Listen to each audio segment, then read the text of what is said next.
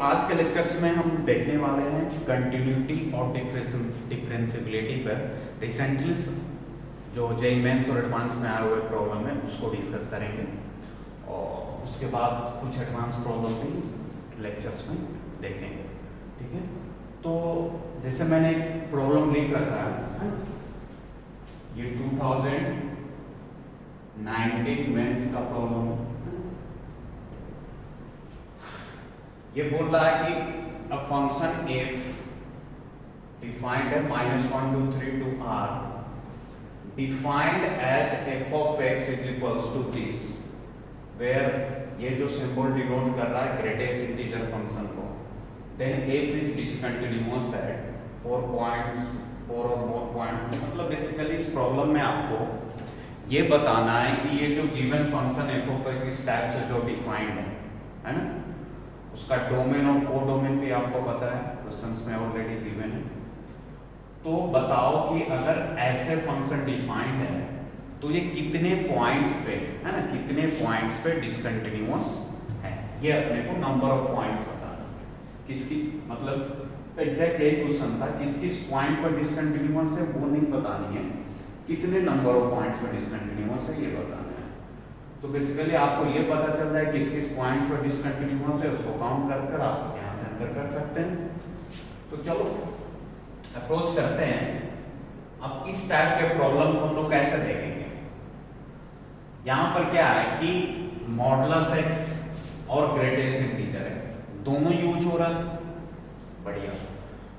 तो आपको पता है कि मॉडुलस ऑफ x कैसे ब्रेक होता है, मॉडुलस फंक्शन को हम लोग कैसे ब्रेक करते हैं x और -x में।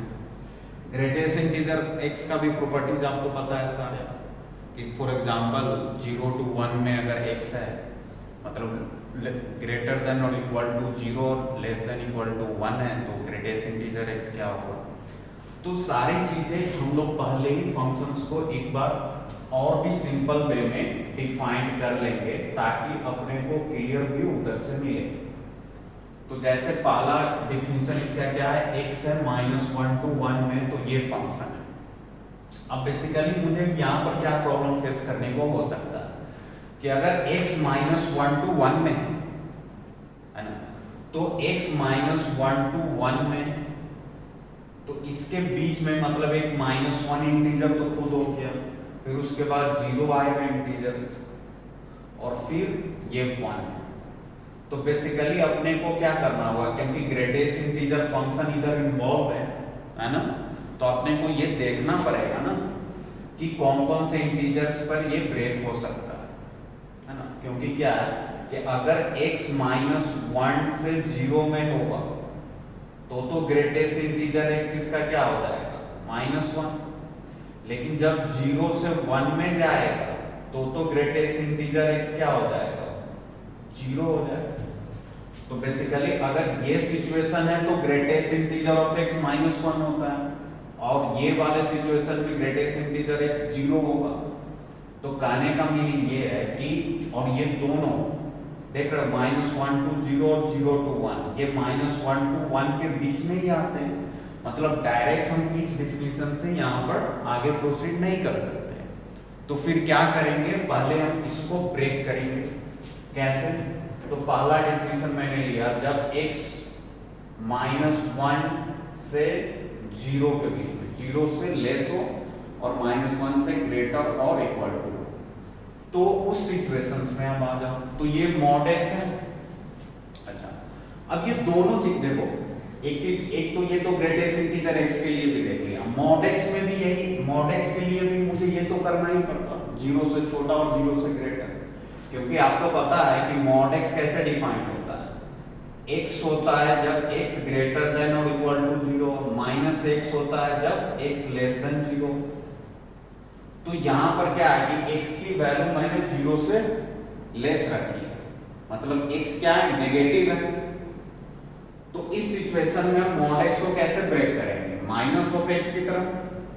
तो ये mod x अपना क्या हो जाएगा -x प्लस, अब आते हैं ग्रेटेस्ट इंटीजर x पे।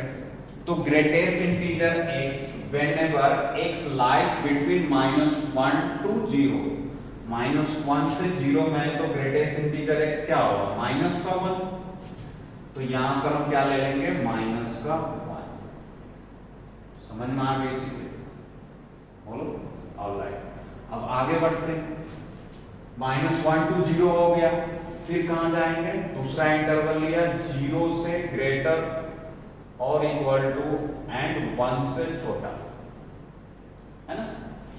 0 से 1 में रखा, 0 पर ग्रेटर देन और इक्वल टू 1 से सिर्फ लेस देन, तो 0 से 1 में रखा।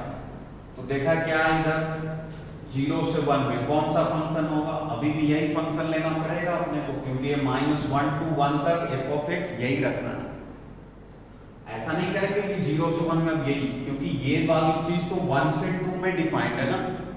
यही छोटी छोटी चीजें आपको देखो, बेसिकली क्वेश्चन कुछ नहीं है, आप बोलोगे तो क्वेश्चन 1 मिनट 60 सेकेंड के अंदर सॉल्व हो जाएंगे, but we are dealing with the जो मॉडुलस x है, ग्रेटेस्ट इंटीजर ऑफ x है, उसकी प्रॉपर्टीज कैसे हम ब्रेक करेंगे क्वेश्चंस को, ठीक है ना।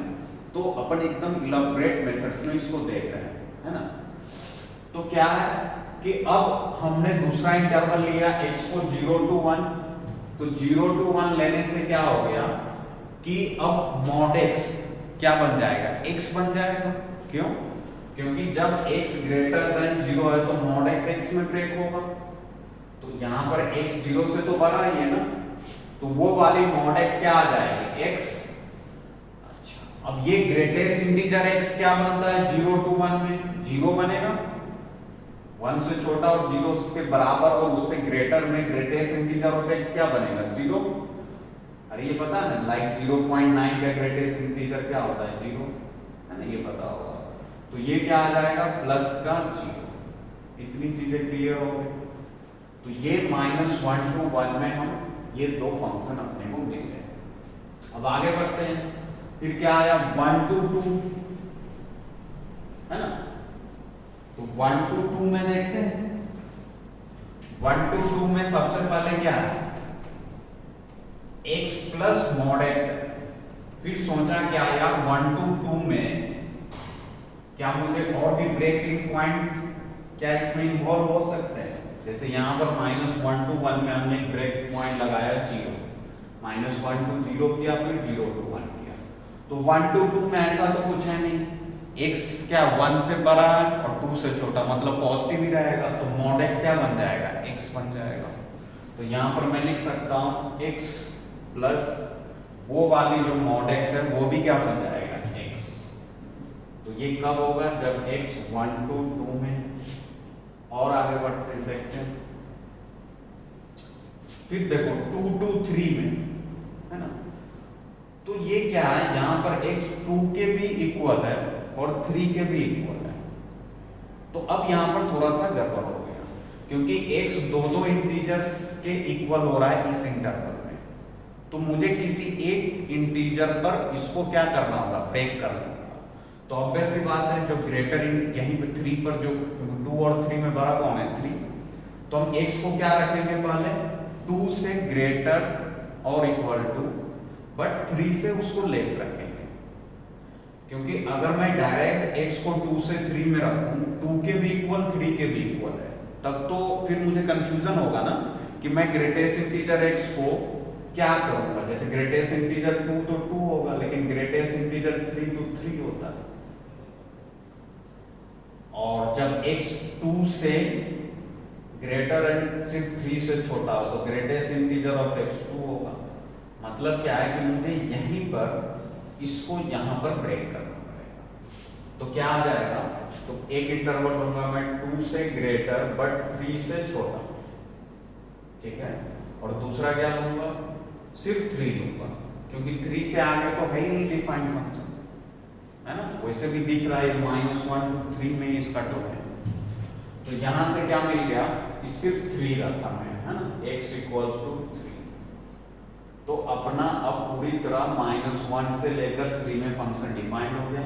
2 से 3 के बीच में, 2 से 3 के बीच में ग्रेटेस्ट इंटीजर ऑफ x 2 होगा, और ये तो x ही है, तो क्या बन जाएगा, x प्लस 2, ये हो गया x प्लस 2। और जब x 3 है तो देखो ये भी 3 हो गया, और ग्रेटेस्ट इंटीजर ऑफ 3 भी 3 होगा, तो क्या आ जाएगा यहाँ पर 3 + 3। ये समझ में आया? देखो उधर क्या था, x plus greatest integer of x है, 2 से 3 में देखो, तो जब x को 3 रखा तो ये तो 3 होगा, वैल्यू फिक्स कर दिया ना, तो ये 3 हो गया, और ग्रेटेस्ट इंटीजर ऑफ 3 का क्या होता है 3 होगा, तो 3 + 3 आ गया। ऑलराइट, तो ये अपना डेफिनेशन हो गया, क्लियर है? अब इसमें मुझे क्या देखना है कि कहां कहां पर ये डिसकंटिन्यूअस हो सकता है। तो आपको पता है कि जो भी पॉलिनोमियल फंक्शन होते हैं, है ना, वो ऑलवेज कंटिन्यूअस एंड डिफरेंशिएबल होते हैं, जितने भी पॉलिनोमियल। तो ये आपको दिख रहा होगा, ये भी पॉलिनोमियल है, लीनियर है, तो पॉलिनोमियल ही होगा, डिग्री 1 है, ये भी पॉलिनोमियल, सबके सब इधर पर पॉलिनोमियल, ये कांस्टेंट। तो कहने का मीनिंग क्या है कि ये सारे तो कंटिन्यू पॉलिनोमियल जितने भी होते हैं वो क्या होता है, कंटिन्यूअस एंड डिफरेंशिएबल होता है। लेकिन ये फंक्शन जो है ना, जहां पर डिफिनीशन चेंज करेगा, अगर ऐसा होता है कि f(x) = 30 for all x belongs to real number, तब तो सीधा बोल देते continuous and differentiable, no discontinuous point. लेकिन फंक्शन ये बता चुका हूं कि कहां पर हम कंटिन्यूटी और डिसकंटिन्यूटी अपने को देखना पड़ सकता है, तो जहां पर फंक्शन का डेफिनेशन चेंज हो रहा है। लास्ट लेक्चर्स में हम जाकर देखेंगे, ये ऑलरेडी डिस्कस किया जा चुका है। तो दिख क्या रहा है कि फंक्शन का डेफिनेशन 0 पे चेंज हो रहा है, फिर 2 पे चेंज हो रहा है, तो 0 पे, 1 पे, 2 पे और 3 पे, ये सारे पॉइंट है जहां पर फंक्शन का डेफिनेशन चेंज हो रहा है। तो ये सारे पॉइंट को हम लोग कंसीडर करेंगे। और देखो आपको इतना भी चेक करने की, जैसे कंटिन्यूटी कैसे चेक करते हैं, left hand limit, right hand limit, फिर फंक्शनल वैल्यू, इतना करने की जरूरत नहीं, आप डायरेक्ट ऑब्जर्वेशन से ये सिंपल फंक्शन है बता सकते हैं। यहाँ पर दिख रहा होगा कि अगर मैं 0 को भूल जाऊं तो -1, 0 से पहले ये पूरा फंक्शन है -1 तक, तो ये तो कंटिन्यूअस है। अब 0 पे इसका डेफिनेशन चेंज हो रहा है, तो कुछ नहीं, 0 पर हम देख लेते हैं कि कंटिन्यूअस है या नहीं। तो कैसे चेक करते हैं, 0 पे सबसे पहले left hand limit, right hand limit और फंक्शनल वैल्यू 0 पर देख लेते हैं। तीनों इक्वल होगा तो फंक्शन कंटिन्यूअस है, नहीं होगा इक्वल तो कंटिन्यूअस नहीं होगा। तो 0 पे चेक किया, तो 0 पे लेफ्ट हैंड लिमिट, तो 0 पर लेफ्ट हैंड लिमिट है ना, चलो मैं डायरेक्ट ये मैं सिंबल बता चुका, f(0) मतलब 0 पे लेफ्ट हैंड लिमिट की बात हो रही है।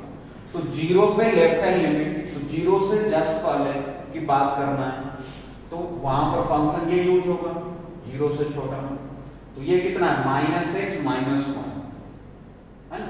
अब x 0 को अप्रोच करेगा, लिमिट निकालना डायरेक्ट करने का, इतना भी लीक करने ऑब्जेक्टिव क्वेश्चन से डायरेक्ट, तो 0 ये हो जाएगा और ये सिर्फ बचेगा क्या -1, तो 0 पे तो -1 आ गया left hand. Right hand limit देख लो 0 पे, तो 0 से जस्ट ग्रेटर में बात करना है, तो ये वाला यूज होगा, तो ये 0 को जाएगा तो 0 + 0 क्या आ जाएगा 0। तो यहाँ से अब फंक्शनल वैल्यू देखने की जरूरत ही नहीं, वैसे फंक्शनल वैल्यू यही है, f(0) भी यही है कि नहीं। तो वैसे भी आपको पता है कि यहाँ लेस इक्वल टू यहाँ लगा है, तो जो राइट हैंड लिमिट आएगा वही फंक्शनल वैल्यू आएगा 0 पे, क्योंकि ये पॉलिनोमियल लीनियर फंक्शन है। तो यहाँ से क्या पता चला कि फंक्शनल वैल्यू और राइट हैंड लिमिट 0 पे तो 0 है, लेकिन लेफ्ट हैंड लिमिट -1 है, तो इसीलिए फंक्शन क्या हो जाएगा, डिसकंटिन्यूअस हो जाएगा एट x = 0। 0 पे क्या आ जाएगा बेटे, डिसकंटिन्यूअस, ठीक है, डिसकंटिन्यूअस एट x = 0। क्लियर है? तो एक पॉइंट को अपने को 0 मिल गया। उसी तरह ठीक है ना, थोड़ा सा स्पीड बढ़ाओ और फास्टली 1 पे चेक करते हैं। 0 पे समझ में आ गया ना क्यों डिसकंटिन्यूअस, 1 पे चेक कर लो, 1 पे भी डेफिनेशन चेंज हो रहा, 1 से पहले ये है तो 1 पे लेफ्ट हैंड लिमिट बताओ भाई, 1 से जस्ट पहले फंक्शन ये है, x 1 को जाएगा तो 1 + 0 1, 1 पे राइट हैंड लिमिट और फंक्शनल वैल्यू दोनों यही है, तो दोनों इक्वल ही होगा इस केस में। वो कितना आएगा, अगर x 1 को जाएगा तो 1 और 1 2 हो जाएगा। तो यहाँ पर दिख रहा है कि ये भी दोनों लिमिट ही नहीं एग्जिस्ट कर रहा है, तो कंटिन्यूअस होने का सवाल ही नहीं, क्योंकि left hand limit right hand limit क्या आ रहा है, डिफरेंट आ रहा है। तो इसीलिए x इज इक्वल्स टू 0 पे भी डिसकंटिन्यूअस आ गया, x इज इक्वल्स टू 1 पे भी डिसकंटिन्यूअस आ गया। नेक्स्ट 2 पर देख लेते हैं। 2 पे लेफ्ट हैंड लिमिट देखो कितना है, 2 से जस्ट पहले फंक्शन ये है, x अगर 2 को जाएगा तो 2 2 4 हो जाएगा। वैसे चाहो तो आप इसको 2x भी लिख सकते हो। 2 पे राइट हैंड लिमिट 2 से जस्ट पार्ट फंक्शन ये है, तो ये x 2 को जाएगा तो 2 प्लस 2 ये भी 4 हो जाएगा। चलो, तो लेफ्ट हैंड लिमिट भी कितना आया 4, राइट हैंड लिमिट ऊपर कितना आया 4। अब फंक्शनल वैल्यू देख लेते हैं, मतलब लिमिट तो एग्जिस्ट कर चुका है। अब बस मुझे ये देखना है कि अगर फंक्शनल वैल्यू 2 पे 4 आ जाए तो फिर अपना काम बन जाएगा। तो बोल सकते हैं 2 पर क्या फंक्शन कंटिन्यूअस है। तो 2 पर देखा फंक्शनल वैल्यू, तो 2 पर f(2) निकालना है, तो f(2) में ये वाली फंक्शन यूज होगा, तो क्या आ जाएगा 2 प्लस 2 4। वैसे भी आपको दिख रहा है जो 2 पे राइट हैंड लिमिट आएगा वही फंक्शनल वैल्यू, तो यही f(2). तो यहां पर तीनों आपस में इक्वल है, इसीलिए हम बोलेंगे 2 पे क्या है, कंटिन्यूअस है। ठीक है, तो 0 पे डिसकंटिन्यूअस, 1 पे डिसकंटिन्यूअस, 2 पे कंटिन्यूअस। अब 3 बचा, क्योंकि दूसरा डेफिनेशन 3 पे चेंज होगा। तो 3 से पहले मतलब f(3) माइनस 3 से पहले ये वाली फंक्शन यूज होगा, तो 3 को जाएगा तो 3 2, ये पूरी वैल्यू 5 को अप्रोच करेगी। और 3 पे राइट हैंड लिमिट की बात करूं, अच्छा अब एक चीज यहां पर देखो, क्योंकि ये फंक्शन जो है डिफाइंड है -1 से 3 पे, तो आपको जो कंटिन्यूटी इन इंटरवल है ना, ये बता चुका हूं कि कोई फंक्शन a टू b में डिफाइंड है, तो अब मुझे a टू b में देखना है कि ये फंक्शन कंटिन्यूअस है या नहीं। तो कोई भी function f(x) close interval a to b में कंटिन्यूअस तभी होगा जब वो a टू b में जितने सारे, सबसे पहला पॉइंट, वो a टू b में open interval a to b में हर एक पॉइंट पे डिफरेंशिएबल कंटिन्यूअस होना चाहिए, पहली बात। दूसरी बात, वो x is equals to a and x is equals to b पर भी कंटिन्यूअस होना चाहिए। तो a टू b ओपन में एंड a पे और b पे, a टू b में जितने सारे पॉइंट आएंगे वो सारे पॉइंट पे, और a पर एंड b पर अगर कोई फंक्शन इस सारे पॉइंट पे कंटिन्यूअस है तो हम बोलेंगे कि कोई फंक्शन f(x) इस close interval a to b में कंटिन्यूअस है। अब यहां पर फिर एक कैच आता है कि अब मुझे अगर a पे कंटिन्यूटी चेक करना है, a क्या है, क्लोज इंटरवल का लोअर लिमिट। तो अगर a पे मुझे कंटिन्यूटी चेक करना है, तो ये आपको बताया जा चुका होगा नोट्स वगैरह में, फिर एक बार रिवाइज कराते हैं। तो सिंस a से पहले फंक्शन तो डिफाइंड है ही नहीं, फंक्शन तो है ही नहीं अपने लिए, क्योंकि ये बोल रखा है a टू b में ही देखो बस, तो a से पहले की बात ही नहीं करेंगे भाई फंक्शन कैसा है, कंटिन्यूअस है डिसकंटिन्यूअस है, अपने को नहीं पता है ना, we don't care about that कि a से पहले क्या है। तो a से अगर मुझे a पे कंटिन्यूटी चेक करना है तो मुझे a पे क्या क्या करना पड़ेगा, a पे left hand limit, right hand limit and a पे फंक्शनल वैल्यू, ये तीन चीज निकालना पड़ता है। लेकिन सिंस a इस इंटरवल का क्या है, लोअर पॉइंट है, मतलब a से पहले तो है ही नहीं फंक्शन अपने लिए, तो इसका मतलब अब a पर बस मुझे दो चीज देखना पड़ जाएगा, क्या कि अगर a पे राइट हैंड लिमिट, मतलब a के बाद हमको, ये a हो गया, a से पहले तो अपने लिए फंक्शन है ही, अब a के बाद ही फंक्शन है, तो a पे हम राइट हैंड लिमिट देखेंगे और a पे फंक्शनल वैल्यू देखेंगे। अगर ये दोनों चीज a पे राइट हैंड लिमिट और a पे फंक्शनल वैल्यू अगर इक्वल हो जाए, ठीक है ना, 1 सेकंड, हाँ शॉपिंग कर, हाँ बस आधे घंटे, ठीक है दे रहा हूं, ठीक है। तो यहां पर क्या हो जाएगा, a पर अगर मुझे चेक करना है, सिंस a इस इंटरवल का क्या है, लोअर लिमिट, तो तो ए पर मुझे अब लेफ्ट हैंड लिमिट चेक करने की जरूरत नहीं है। ए पर हम बस दो चीज चेक करेंगे। ए पर हम क्या क्या चेक करेंगे, फंक्शनल वैल्यू और राइट हैंड लिमिट। अगर ये दोनों इक्वल हो जाए तो फिर हम बोलेंगे ए पर फंक्शन कंटिन्यूअस है, नहीं तो नहीं। सिमिलरली बी क्या है, अपर लिमिट का, इस इंटरवल का अपर लिमिट बी है, तो बी से आगे की बात नहीं करेंगे, बी से आगे नहीं जाना, मतलब बी से जस्ट ग्रेटर में हम कुछ नहीं देखेंगे। बी से जस्ट ग्रेटर, जैसे बी पर अगर मैं राइट हैंड लिमिट की बात करूं तो राइट हैंड लिमिट बी का मतलब क्या होता है, बी से जस्ट बड़ा, वहां पर उस नेबरहुड में देखते हैं। तो सिंस बी से आगे तो कुछ है ही नहीं अपने लिए, फंक्शन बस इसी में देखना, तो हम बी से आगे नहीं जाएंगे। मतलब बी पर क्या क्या देखेंगे, एफ ऑफ बी, और बी पर हम देखेंगे लेफ्ट हैंड लिमिट। अगर ये दोनों इक्वल हो जाए तब हम बोलेंगे बी पे कंटिन्यूअस है। और सिमिलरली ए पर अगर एफ ऑफ ए और F of A minus A plus equal हो जाए राइट हैंड लिमिट, तो कंटिन्यूअस। मतलब कुल मिलाकर सारे अप्रोच का आपको सिंपल सा लैंग्वेज में बताऊं तो जैसे यहां पर देखो यही है -1 2 3 में।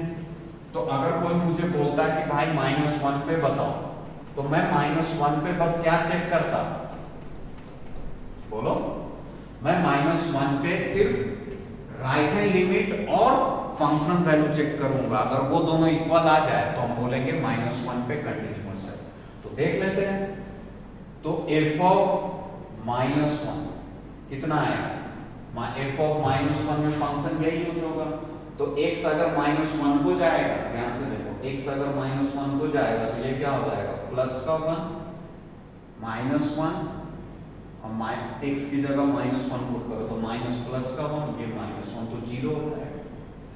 और f -1 पे तुम राइट हैंड लिमिट की भी बात कर लो तो -1 से जस्ट ग्रेटर में यही आएगा, तो वो भी 0 है। मतलब -1 पे क्या है, कंटिन्यूअस। ये दोनों इक्वल हो गया ना, -1 पे राइट हैंड लिमिट और -1 पे फंक्शनल वैल्यू दोनों 0 आ रहा है, तो इसीलिए कंटिन्यूअस है। सिमिलरली अब मुझे 3 पर देखना है, तो 3 पर हम क्या क्या देखेंगे, 3 पर हम देखेंगे लेफ्ट हैंड लिमिट और फंक्शनल वैल्यू। तो 3 पर लेफ्ट हैंड लिमिट देखो, 3 से पहले फंक्शन ये है तो ये 3 को जाएगा, मतलब 5 हो जाएगा, क्लियर है। और 3 पर फंक्शनल वैल्यू भी देखना होगा, तो f ऑफ 3 जब x 3 के बराबर है तो ये फंक्शन है 3 प्लस 3, ध्यान देना ये 3 से पहले ये है। और 3 पर क्या है, तो x इक्वल टू 3 पर ये है, वो किसके बराबर है, 6 के बराबर है। तो अब देखो -1 पे तो ये कंटिन्यूअस है, लेकिन 3 पर ये डिसकंटिन्यूअस हो गया। क्यों, क्योंकि 3 पर लेफ्ट हैंड लिमिट और फंक्शनल वैल्यू आपस में इक्वल है ही नहीं। अपने को चेक क्या करना था, -1 2 3 इंक्लूडिंग -1 एंड 3, इसके बीच में देखना था कि कहां पर ये फंक्शन डिसकंटिन्यूअस है, क्लियर है। तो कुल मिलाकर कितने डिसकंटिन्यूअस पॉइंट आ गए, अगर ये फंक्शन -1 2 3 क्लोज इंटरवल डोमेन में है तो एक तो 0 आया, दूसरा 1 आया, 2 पे कंटिन्यूअस था, ठीक है ना, और 3 पे है ना, 3 पर क्या था, 3 पर भी डिसकंटिन्यूअस आ गया। तो 0 1 3 ये 3 पॉइंट अपने को मिल गया जहां पर ये फंक्शन क्या है, डिसकंटिन्यूअस। अब यहां पर 3 पर आपको राइट हैंड लिमिट निकालने की जरूरत ही नहीं थी, 3 पर बस लेफ्ट हैंड लिमिट और फंक्शन, ठीक है। तो ये था इस क्वेश्चंस का बेसिक अप्रोच। अपन ने टाइम लिया, द रीजन इज चीजों को बेसिक थ्रू से एक्सप्लेन करना है। रिवीजन में अपने आराम से पढ़ रहे हैं, कोई जल्दबाजी नहीं। अपने को नंबर ऑफ क्वेश्चन ज्यादा करने से अच्छा है कि एक ही क्वेश्चन से हम बहुत सारी चीजों को कवर करें। ऑलराइट, इसको नोट करो।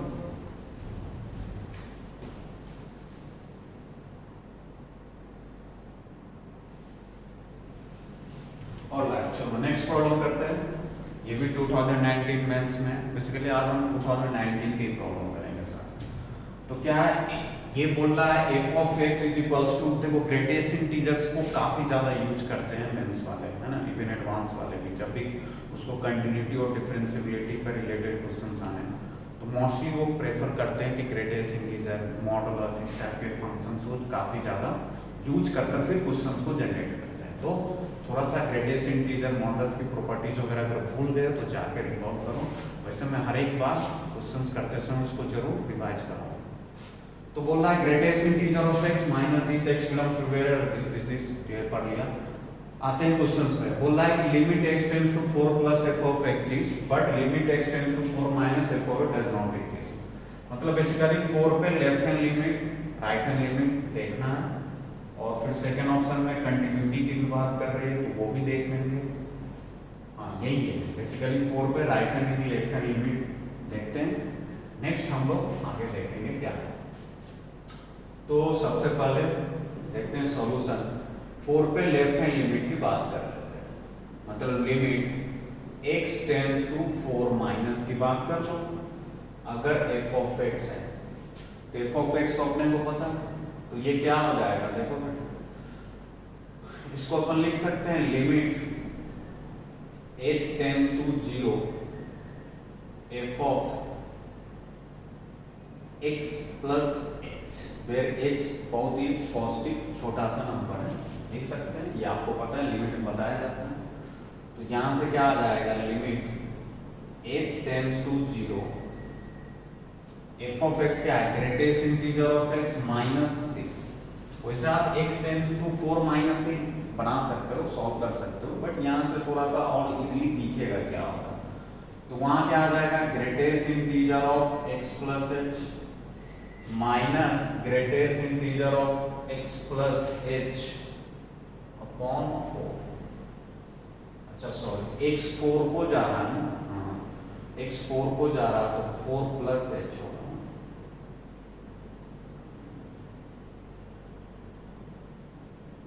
हाँ बेसिकली क्या है ना कि x 4 को अप्रोच कर रहा है, ठीक है ना। तो हमने क्या किया कि x की जगह पर 4 प्लस h लिया और h को मैं बहुत ही छोटा नंबर 0 की तरफ टेंड करा दिया। तो बेसिकली ये सेम ही है ना। ऑलराइट, चलो ये आपको पता है। तो limit h tends to 0 4 plus h greatest integer minus यहां पे क्या आएगा 4 प्लस h अपॉन 4। चलो अगर ये नहीं समझ में आया तो दूसरा डायरेक्ट मेथड भी बताऊंगा। चलो पहले सुना। तो इसने क्या बोला कि ग्रेटेस्ट इंटीजर 4 से ज्यादा। अब h पर तुमको देखना है, तो मैंने क्या बोला, h एक बहुत ही छोटा पॉजिटिव नंबर लाइक 0.0001। तो 4.001 का ग्रेटेस्ट इंटीजर क्या हो जाएगा 4 माइनस यहां पर देखो 4 प्लस समथिंग, तो 4 पॉइंट समथिंग अपॉन 4 तो 1 पॉइंट समथिंग, 1 पॉइंट समथिंग का ग्रेटेस्ट इंटीजर 1 हो जाएगा। तो ये कितना आ गया 3। ठीक है, ये तो पहला हो गया। अगर किसी बच्चे को इसमें प्रॉब्लम है तो मैं डायरेक्ट भी बता सकता हूँ, ये देख लो। चलो इसको लिख लिया। अब डायरेक्ट यहाँ से देखो, इतना भी करना। आपको पता है कि 4 पे लेफ्ट हैंड लिमिट मतलब 4 से पहले की बात करनी है। तो आ जाओ, ये क्या है, greatest integer of x, f of x मतलब ये है limit x tends to 4 minus greatest integer of x minus x upon 4। वही चीज है, कुछ 4 से जस्ट पहले है ना, 4 से जस्ट पहले। अच्छा लेफ्ट हैंड लिमिट के बाद हमने राइट हैंड लिमिट निकाल लिया था, सॉरी। ठीक है, लेफ्ट हैंड लिमिट देखना है, वो राइट हैंड लिमिट कर लिया था, x प्लस h कर दिया था ना, मतलब 4 प्लस। तो 4 पे लेफ्ट हैंड लिमिट 4 से जस्ट पहले, तो 4 से जस्ट पहले का ग्रेटेस्ट इंटीजर 3। जैसे 4 से जस्ट पहले नंबर क्या होगा 3.999, उसका ग्रेटेस्ट इंटीजर तो 3 माइनस ये x है ना, ध्यान से देखो ये x है। तो x क्या होगा, x 4 से जस्ट पहले, तो x 4 से जस्ट पहले मतलब 3.999, उसको मैं 4 से डिवाइड करूंगा और फिर उसका ग्रेटेस्ट इंटीजर लेना। तो ये क्या आएगा 0 पॉइंट समथिंग, उसका ग्रेटेस्ट इंटीजर 0, तो क्या आ गया 3। ऑलराइट, आगे बढ़ते हैं। राइट हैंड लिमिट, तो limit x tends to 4 plus f of x। Alright, अब 4 पे राइट हैंड लिमिट मतलब जो अपना फंक्शन था क्या है, greatest integer x minus this है, तो ये हो जाएगा greatest integer x minus x upon 4 का ग्रेटेस्ट इंटीजर। 4 से जस्ट बाद, 4 प्लस मतलब 4 पे राइट हैंड लिमिट 4 से जस्ट तो 4.001 ऐसा कुछ, तो 4 से जस्ट बड़ा नंबर का ग्रेटेस्ट इंटीजर 4 होगा माइनस ये x है, तो ये भी क्या होगा 4 पॉइंट समथिंग अपॉन 4, तो ये क्या हो जाएगा 4 पॉइंट समथिंग अपॉन 4 मतलब 1 पॉइंट समथिंग ग्रेटेस्ट इंटीजर 1, तो ये भी 3 आ गया। तो यहाँ पर क्या आ गया लेफ्ट हैंड लिमिट भी 3 राइट हैंड लिमिट भी 3 और फंक्शन वैल्यू निकाल लेते हैं। तो फंक्शन वैल्यू क्या आ जाएगा, देखो फंक्शन वैल्यू कुछ नहीं f ऑफ 4, तो f ऑफ 4 कितना होगा greatest integer of 4 minus 4 upon 4 का ग्रेटेस्ट इंटीजर, तो 4 माइनस 1 मतलब 3, ये भी 3 ये भी 3 और ये भी 3, मतलब फंक्शन क्या है कंटिन्यूअस है ना। तो ये अपना सही हो गया। बाकी लिमिट की तो अगर कंटिन्यूअस नहीं होता तब इस तीनों में से कोई एक ऑप्शन पर जाते हैं। चलो तो ये लिख लो, फिर नेक्स्ट प्रॉब्लम देखते हैं।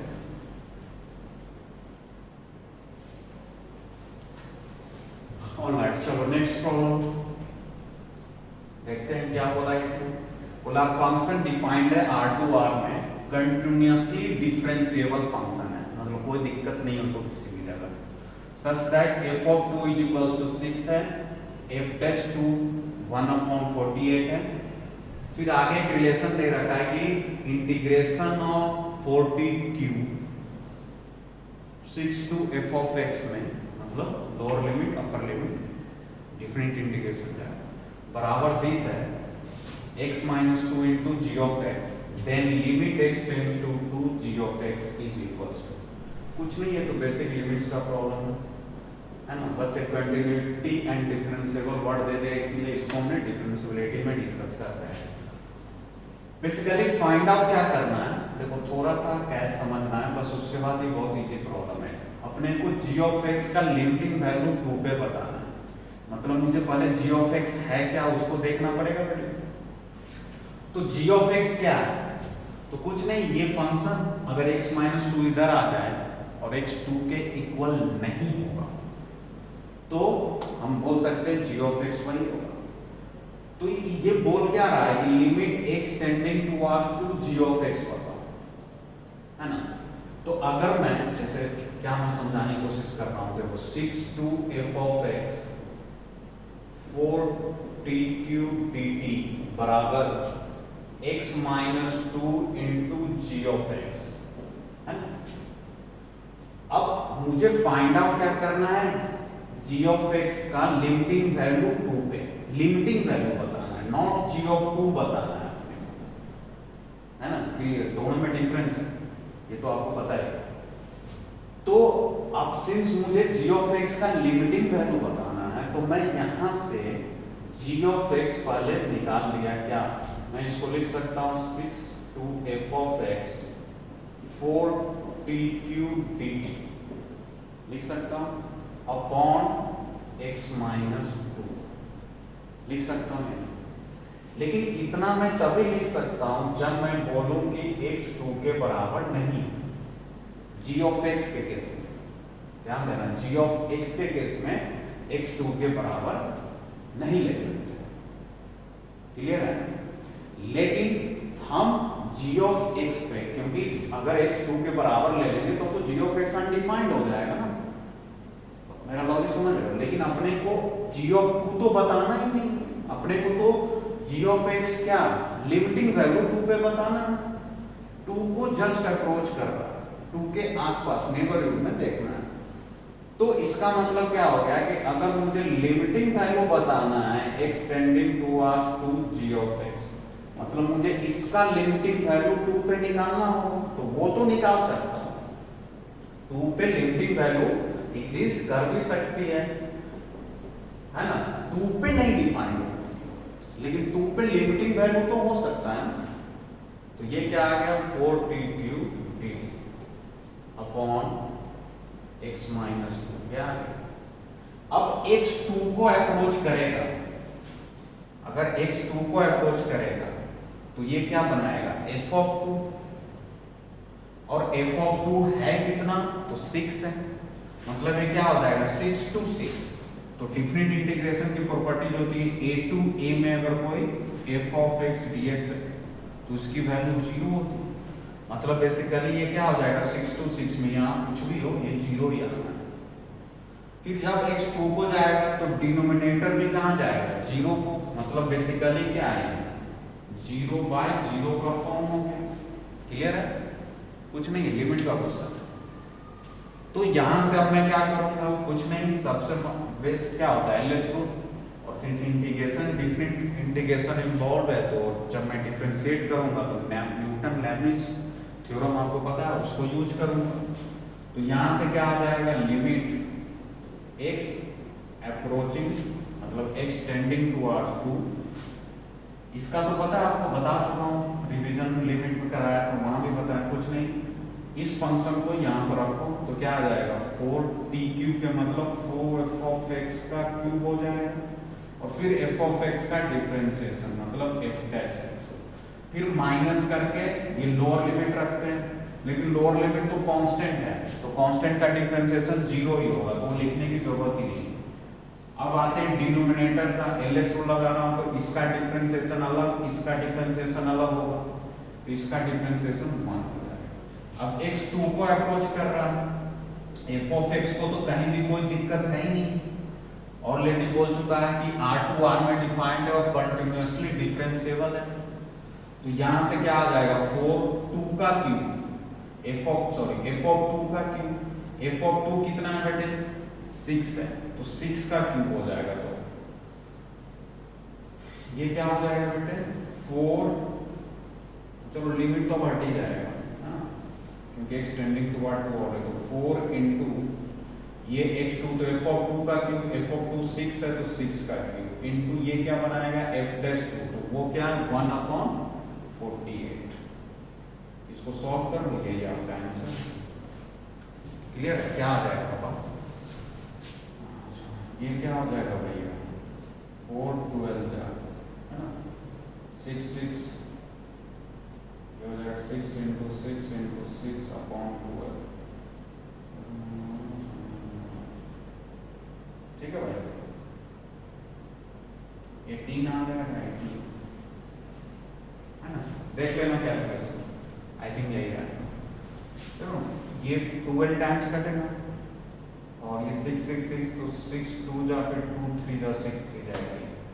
तो बेसिकली यहाँ पर एक चीज समझने वाला था कि बच्चे यहाँ पर डायरेक्ट x-2 नीचे करते हैं, वो तो आंसर तो आ जाएगा, बट कैच क्या है ये समझना चाहिए कि g ऑफ x जब x2 होगा, मतलब अगर यहाँ पर क्वेश्चंस को थोड़ा सा मान लो मैं मॉडिफाई कर रहा हूँ, अगर g ऑफ x का कंटिन्यूटी पूछता है 2 पे तो कभी कंटिन्यूअस नहीं होगा, क्योंकि g ऑफ 2 तो डिफाइंड ही नहीं होगा। समझ में आ रहा बेटे? लेकिन लिमिट तो आ सकता है ना 2 पे, क्योंकि 2 और f ऑफ 2 को अप्रोच करना और 2 पर डायरेक्ट दो डिफरेंट चीज है। या लिमिट कंटिन्यूटी में हम लोग डिस्कस करें। लिखो एक लास्ट प्रॉब्लम और करते हैं।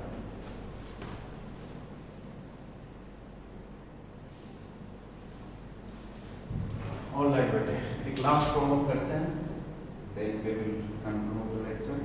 ठीक है, क्या बोल रहा है पढ़ लेंगे क्वेश्चंस। f ऑफ x है 15 minus mod of x minus 10, x belongs to r के लिए डिफाइन है। Then the set of all values of x at which the function g of x is equals to f of x is not differentiable। ये भी 2019 का mains.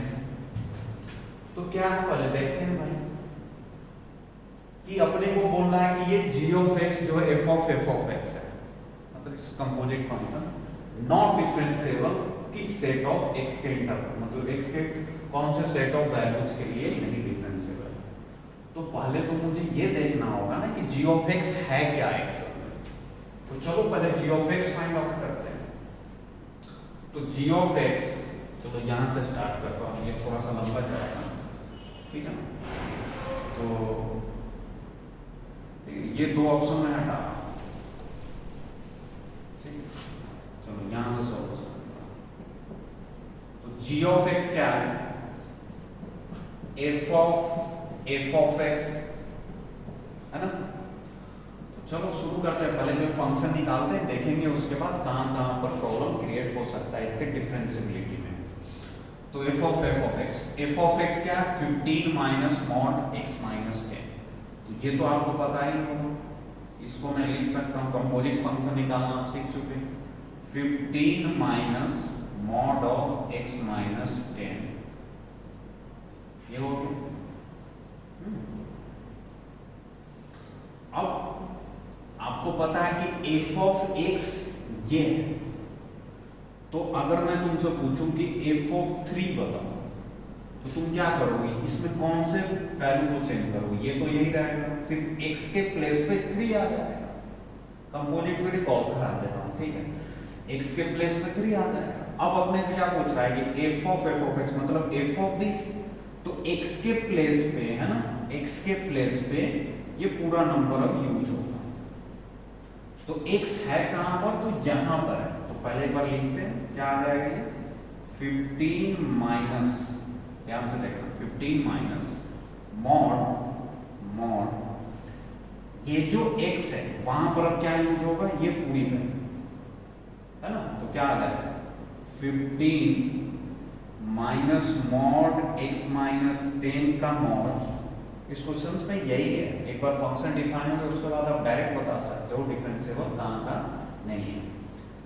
तो ये आ गया x के प्लेस पे, है ना, ये x के प्लेस पे ये लिख दिया, x माइनस 10 था, ये था ना मॉड x माइनस 10, तो x के प्लेस पे तो ये आ गया। माइनस 10 अभी भी बचा हुआ है, तो उसको क्या लिखेंगे,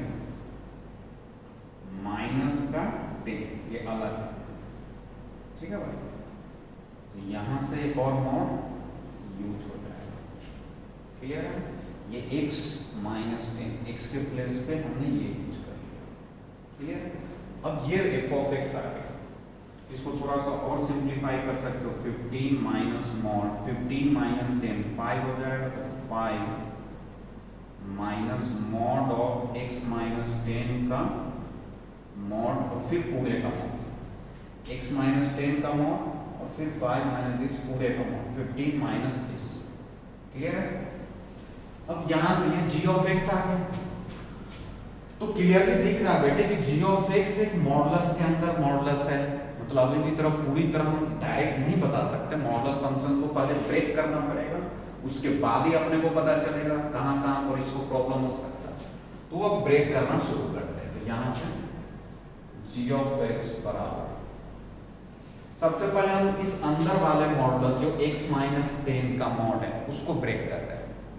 तो आपको पता होगा मॉड ऑफ x माइनस 10, ठीक है, मॉड ऑफ x माइनस 10 को मैं लिख सकता हूं x माइनस 10 जब x 10 से ग्रेटर, जैसे मॉड x को x लिख सकता हूं जब x 0 से, उसी कंसेप्ट पर, ये आपको पता हो।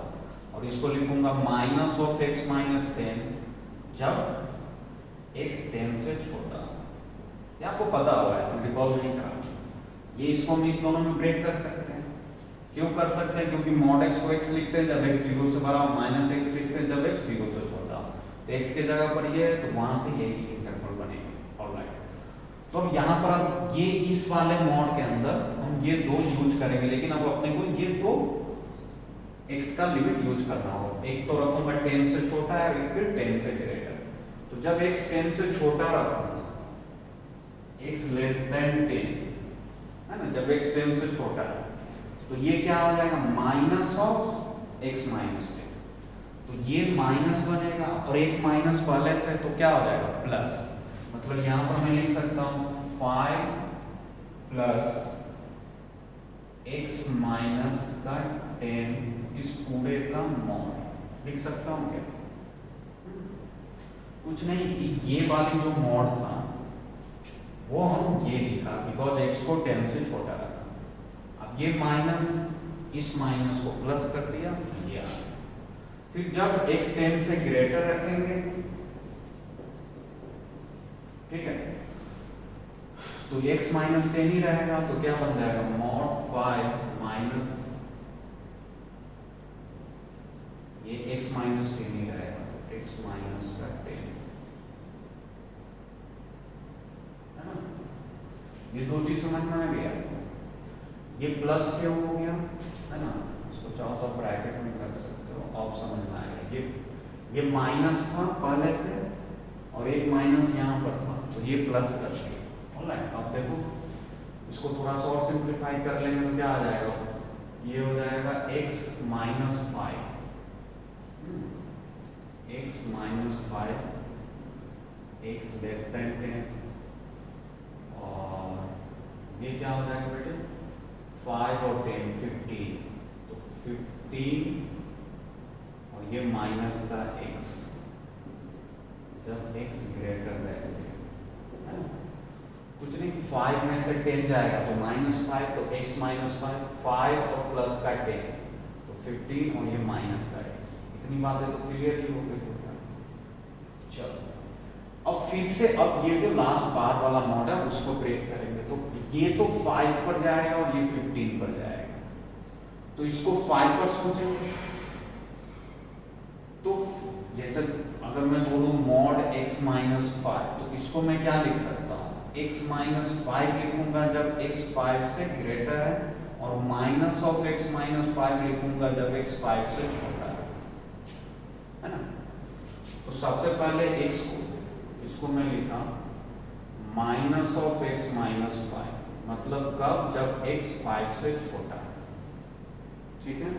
और फिर इसी को लिखा, क्योंकि ये 10 से लेस के लिए डिफाइंड है, फिर इसको डिफाइन किया 5 से ग्रेटर लेकिन 10 से छोटा, तो ये क्या हो जाएगा, प्लस का x माइनस 5। क्लियर, यहां से देखो x 5 से ग्रेटर है तो ये बनेगा, लेकिन ये 5 से तो ग्रेटर, लेकिन 10 से तो x छोटा ही था ना, तो ये इंटरवल आ गया। अब सिमिलरली यहाँ 15 माइनस x है, तो इसको भी आप ऐसे देख सकते हो, मॉड 15 माइनस x, है ना। इसको तो चाहो तो आप ऐसे भी लिख सकते हो, मॉड में कॉमन x माइनस 15 लिख लो, कोई दिक्कत नहीं है। तो ये क्या हो जाएगा, 15 माइनस x मॉड में लिखो या मॉड x माइनस 15, बात एक ही, माइनस कॉमन लो तो माइनस का मॉड 1 होता है, तो ये x माइनस 15 रहेगा जब x 15 से बड़ा, और माइनस ऑफ x माइनस 15 रहेगा जब x 15 से छोटा है। क्लियर है, तो यहां से क्या आ जाएगा, देखो भाई 10 से ग्रेटर है, तो मैं इसको क्या लिख सकता हूं, x माइनस 15, इसको मैं लिख सकता हूं x माइनस 15। अच्छा, किसी बच्चों को प्रॉब्लम है कि 15 माइनस x, तो तुम 15 माइनस x को ब्रेक करके भी देख सकते हो, यही बनने का, जैसे x माइनस 15 ही रहेगा ये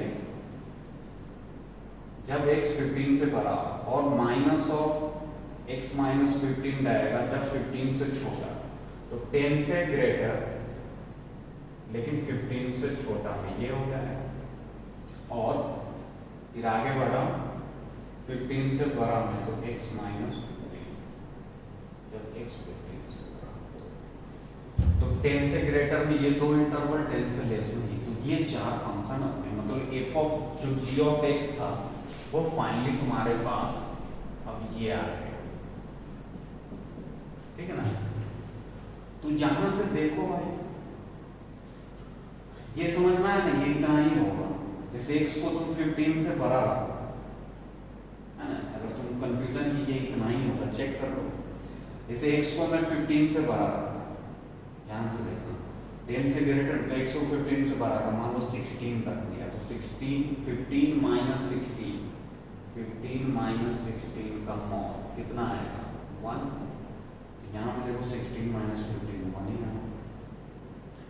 अब जैसे 15 से छोटा कुछ ले लो, 14 ले लो, या चलो कुछ और लेते हैं, 12 ले लो, तो 15 माइनस 12 मॉड माइनस 3, मतलब 3 आना चाहिए, तो यहाँ पुट करो 12 लगा, तो 12 minus 15 minus of 3 minus minus plus, तो ये आ गया तुम्हारे पास। अब देख लो ये क्या है, कंटिन्यूअस डिफरेंशिएबल, कंटिन्यूअस डिफरेंशिएबल, तो बस अपने को जो जहां पर फंक्शन ब्रेक हो रहा है वहां चेक करना पड़ेगा, तो 5 पे 10 पे और 15 पे, यही है ना।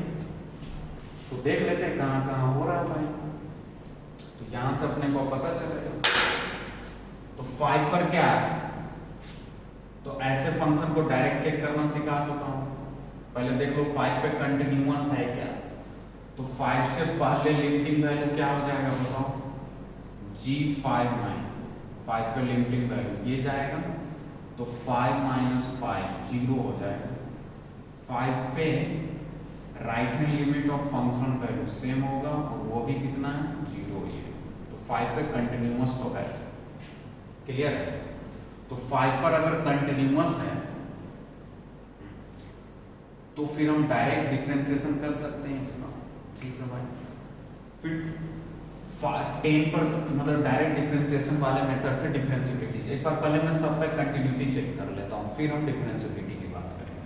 तो 5 पर तो कंटिन्यूअस, क्योंकि 5 से पहले लिमिटिंग वैल्यू 0 है, 5 के बाद भी लिमिटिंग वैल्यू 0 और फंक्शन वैल्यू 0 है, तो कंटिन्यू। 10 पे देख लो, 10 से पहले 10 - 5, 10 से पहले 5 है, 10 के जस्ट बाद ये यूज होगा, तो 10 - 15 बताओ भाई, 10 - 15 क्या आ जाएगा, माइनस का 5 तो प्लस का 5 और फंक्शन वैल्यू, मतलब 10 पर भी कंटिन्यूअस। 15 पर देख लेते हैं, 15 से पहले ये यूज होगा, तो 15 - 15 0, ये भी 0, मतलब तो यहाँ पर 5, 10 और 15 तीनों पे फंक्शन कंटिन्यूअस है। तो जब कंटिन्यूअस है ऐसे में, तो मैंने क्या ट्रिक बताया था कि डायरेक्ट डिफरेंशिएट कर लो, अगर डिफरेंशिएबिलिटी चेक करना तो G' डायरेक्ट निकाल लेता हूँ, इक्वल टू का साइन यूज नहीं करेंगे जब तक ये नहीं पता हो जाएगा डिफरेंशिएबल है। तो इसका डिफरेंशिएशन क्या हो जाएगा, -x का -1 हो जाएगा जब x 5 से छोटा है। उसके बाद इसका 1 हो जाएगा जब 5 से बड़ा है, इक्वल टू लगाएंगे 10 से छोटा, और फिर आगे बढ़ो, इसका भी -1 हो जाएगा जब 10 से बड़ा है और 15 से छोटा है, और इसका 1 हो जाएगा जब 15 से बड़ा। इक्वल टू कहीं भी यूज नहीं करेंगे जब तक ये कंफर्म नहीं हो जाएगा कि उस पर वो डिफरेंशिएबल है। तो सबसे पहले 5 की बात करो, फिर नेक्स्ट देखो, पहला स्टेप क्या था कि जब भी ऐसे फंक्शन का डिफरेंशिएबिलिटी चेक करना हो तो पहले उस पॉइंट पर कंटिन्यूटी देख लो, अगर कंटिन्यूअस है, कंटिन्यूअस नहीं होता तो डायरेक्ट बोल देते नॉट डिफरेंशिएबल।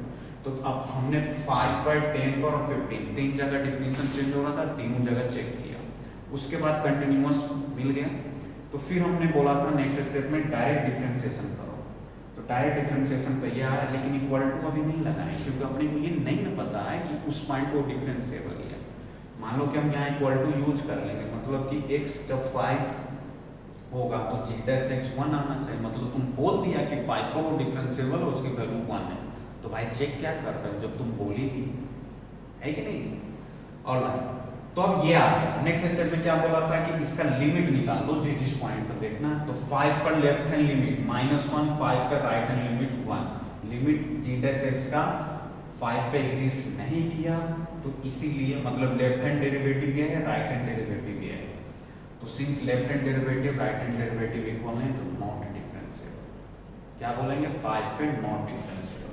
तो एक आ गया 5, फिर आगे बढ़ो 10 पे लेफ्ट में 1 है, राइट में -1, तो 10 पर भी नॉट डिफरेंशिएबल। अब समझना, अगर मैं यहाँ इक्वल टू यूज कर लेता तो कितना बवंडर होता, क्योंकि वो तो डिफरेंशिएबल है ही नहीं ना, इसलिए पहले यूज नहीं करेंगे। ऑलराइट, फिर 15 पर देखो, 15 पर लेफ्ट में -1 है, 15 से बाद 1 है, तो 15 पर भी, तो यहाँ से क्लियरली दिख गया कि ये सेट ऑफ वैल्यूज है x का जहां पर ये गिवन फंक्शन नॉट डिफरेंशिएबल है। क्लियर है। तो ये थोड़ा सा अच्छा प्रॉब्लम था बेटे, ठीक है। तो ये 4-5 प्रॉब्लम था जो जेईई मेंस से लास्ट रिसेंटली जो लास्ट ईयर आए हैं वो हमने देखा, तो इसमें काफ़ी चीज़ें आपको सीखने को मिली होगी, ठीक है। तो ये था कंटिन्यूटी एंड डिफरेंशिएबिलिटी, ठीक है ना। हो सके तो एक लेक्चर और होगा जिसमें और भी अच्छे कुछ और भी एडवांस जो प्रीवियस ईयर एडवांस हैं वो भी प्रॉब्लम हम लोग देख सकते हैं, ठीक है। प्रैक्टिस करो और कुछ भी डाउट्स हो बी डोंट वरी, मतलब सीधा पूछो, ठीक है, कोई हेजिटेशन। Alright, thank you.